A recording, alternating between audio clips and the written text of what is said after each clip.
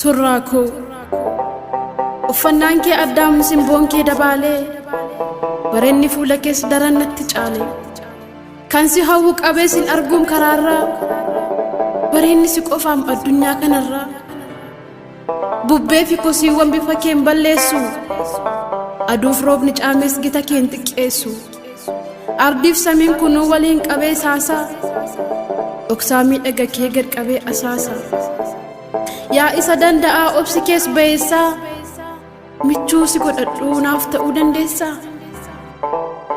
yaa tokkicha hundaa ilmaadha warqiidha moo sin madaaluu laata abbaan kee mootiidha anoo tutturee raamsituun beeku malee ergan si mil'achuuf bahee karaa bulee tuttureera dhugaa falmituu kee ta'een deddeema si duuba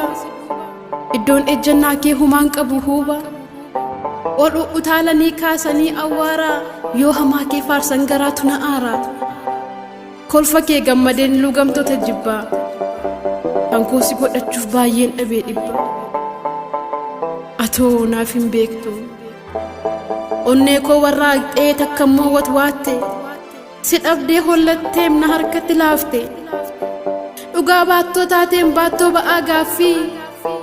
iddoof galma dhabdee galma aara galfii cinqii sanii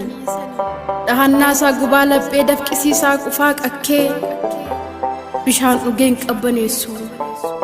achi darbees jalaan dheessu diraa hin mallee fi rarraate akka suufii onneen siin dheebotte anaan kuffisuufi elaame surraa koo hoogganaa namoomaa siin ala jiraan koo jiraa mitiim homaa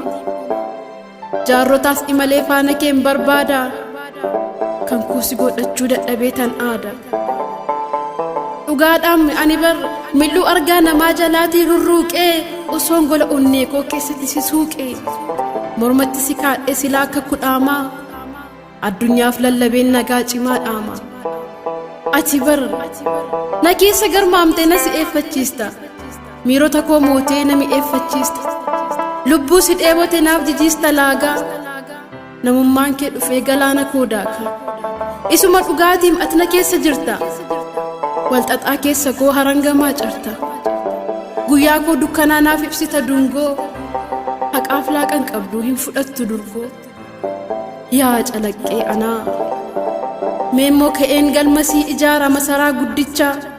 dhiiga koo tamsaas ta'atanaaf muummicha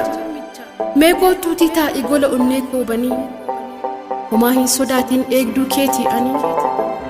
guutummaa koo keessa riitimaan shubbisi wallee kee keessatti maqaa koo dubbisi anarratti moo'ii jiraadhu bara kee roorrotaaf qoricha jabaan ayyaana kee kabajamaa kiyya fudhu teessoo mootii boqodhu na keessa gola eenyummaa kooti yoo feetes